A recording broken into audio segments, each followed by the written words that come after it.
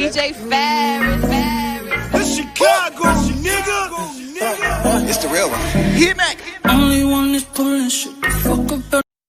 Let's get a sports talk.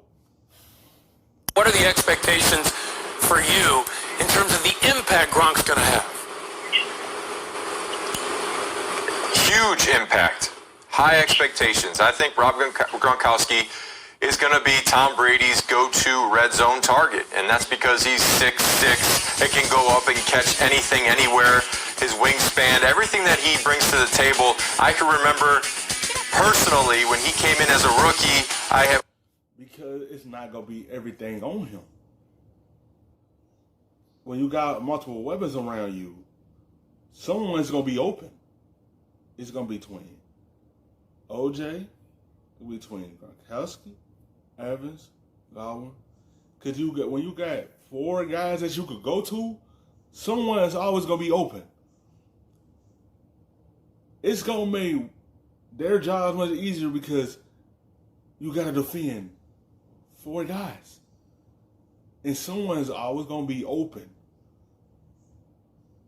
and cruising in the end zone. Because when you got them weapons around you, that's what I'm saying. It's gonna make your job much easier for you. You ain't gotta worry about having linebackers all up in your grill because you got a multitude of guys around you. So someone's gonna be open in the middle, someone's gonna be open in the corner for a touchdown. So it's gonna be a good season for Gronkowski. He still got to get back in form because he did take a year off, but he is around a lot of weapons around him in Tom Brady. So it's going to be a good season for him. I had been in the league a little bit. I was like, hey, I'm going to cover this guy. You can be right on top of Rob Gronkowski. You can have absolutely great coverage on Rob Gronkowski, and Tom Brady's going to put the ball where you can't defend it. So, I think that is going to be a huge factor for Tampa Bay this year, having Rob Gronkowski on the field in the red zone. It's going to cause fits for defenses. They're not going to know what to do, who to double cover, and that's going to help Tom Brady go out there and perform at a very high level again this year. You talk about Arians not featuring the position in the past. How can he not with all those weapons there? So, what would constitute a successful season, do you think, for the Bucs in 2020? Well, I think minimum is making the playoffs. Remember, the Bucs were 7-9 last year, and that was with the quarterback in Jameis Winston having 30 turnovers, 30-plus turnovers last year. When you bring Tom Brady into the mix, you know he's not going to turn the ball over. That's one thing he's done, one of many things he's done well, exceptionally well over his career. So that should absolutely get the Bucs into the playoffs. And once you get into the tournament, it's anybody's game. And with this Buccaneers roster, offensively, they got as many weapons as any. Yes, they got many weapons. They is a playoff team on paper, but you got to wait and see how it's going to look on the field.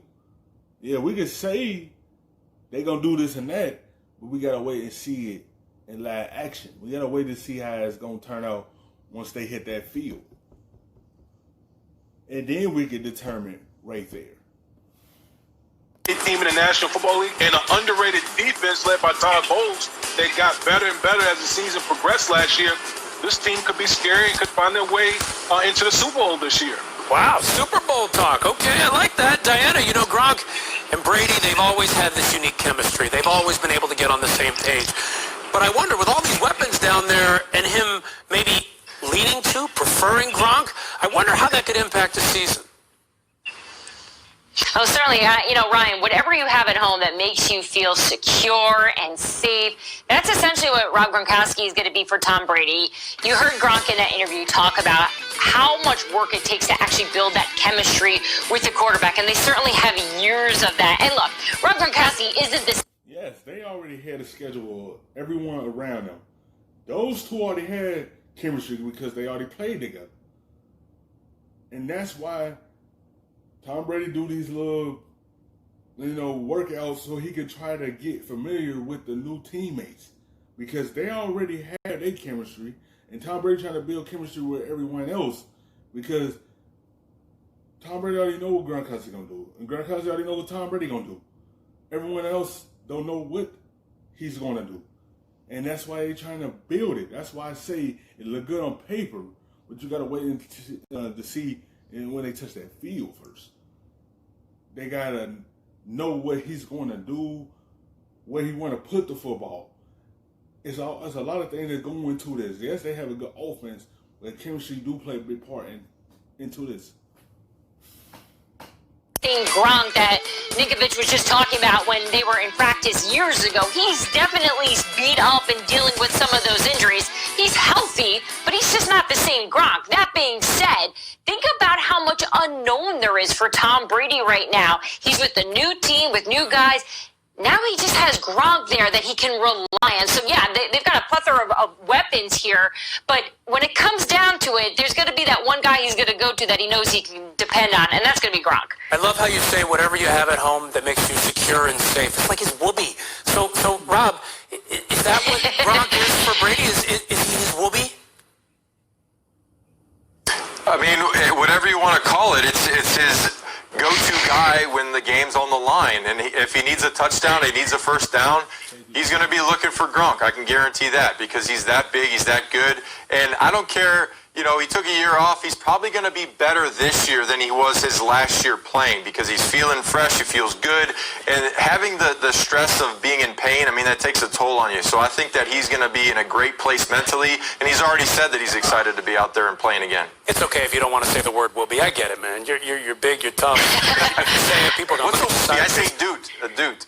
A doot? Okay. What do you got? You got a blankie there? A whoopee? What do you think? What do you say? Not food. How about that? I don't know about whoopee or anything. How about food? You know, you talk about something comfortable. Food is that for me. So y'all can keep all the other stuff. Thank you for watching ESPN on YouTube. For live streaming